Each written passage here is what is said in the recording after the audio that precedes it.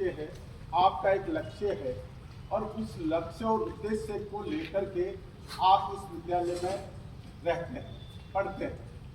हम चाहते हैं कि आपकी पढ़ाई या आपके अध्ययन में कोई भी चीज़ बाधा नहीं बने, क्योंकि प्रत्येक दिन जो हमारे लिए आता है वो नया कुछ करने के लिए आता है, नया कुछ सीखने के लिए आता है। मैंने सुना था कि न्यूटन एक बहुत बड़े वैज्ञानिक थे। जब न्यूटन चलते थे तो उनके पीछे पीछे कई युवा वैज्ञानिक चलते थे कि पता नहीं कब क्या बात कह दे जो संपूर्ण मानवता के लिए और संसार के लिए बड़ी उपयोगी और हितकारी सिद्ध हो सकती है। तो एक दिन वो समुद्र के किनारे गए, वहाँ उन्होंने थोड़ी सी मिट्टी उठाई, अपनी मुट्ठी में बंद कर दी। जब मिट्टी को मुट्ठी में बंद की तो सारे वो दौड़ के आएगा, आपको क्या मिला, क्या आपने उठाया? उन्होंने कहा कि मैं तो मुझे कुछ मिला है, नहीं मैंने कुछ उठाया है, ये थोड़ी सी मिट्टी है, देखो क्या है ये।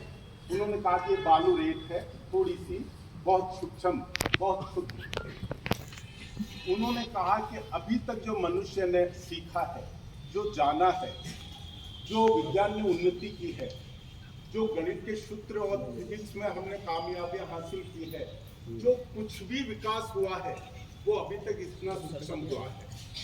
अभी तो ये मेरे सामने जो महासागर तुम्हें दिखाई दे रहा है, इतना खोजना बाकी है।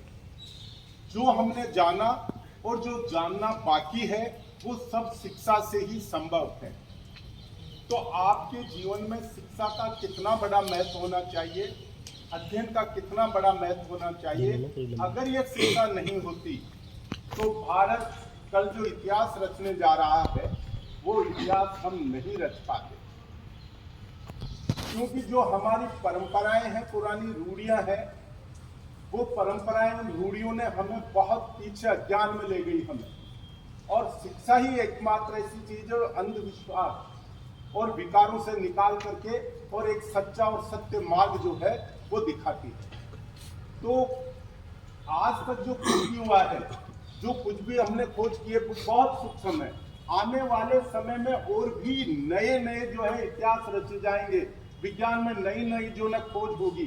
मैंने एक कहानी पढ़ी थी, छोटी सी बात थी कि जर्मनी के एक बिशप थे, वो जगह जगह जाते थे तो लोग उनको सुनना पसंद करते थे, उनके व्याख्यान को पसंद करते थे, वो हर विषय पे बोलते थे। तो एक बार जर्मन यूनिवर्सिटी में उन्होंने भाषण दिया तो युवक बैठे हुए थे, उन्होंने कहा कि जो कुछ मनुष्य ने खोजना है वो आज खोज चुका है, जो उन्नति होनी है वो हो गई है, जो विज्ञान को आगे बढ़ना था उतनी बढ़ चुकी है, जो जानना था उतना हमने जान लिया है, अब कोई भी जो है बाकी नहीं बचा है खोज होने को।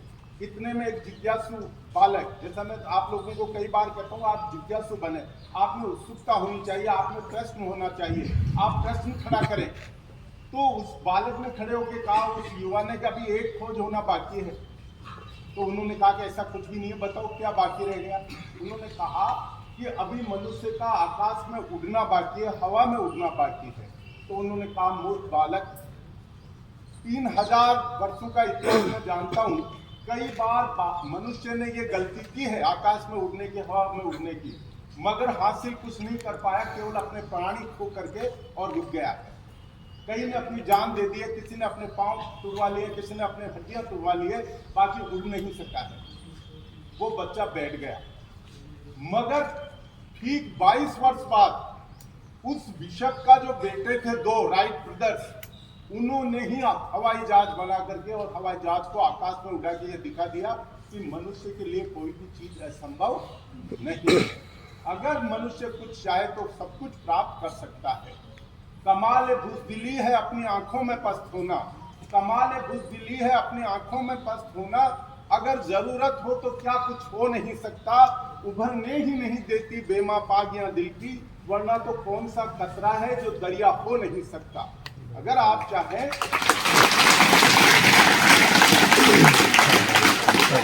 भी ऐसी खोज कर सकते हैं, आप भी चांद तक पहुंच सकते हैं। आपके द्वारा बनाया गया यंत्र जो है संसार को एक नई संपदा दे सकता है, नया ज्ञान दे सकता है। ये तो हमारी हुई बात है। अब दूसरी बात जो मैं आपको बताने जा रहा हूँ वो चीज है कि कल से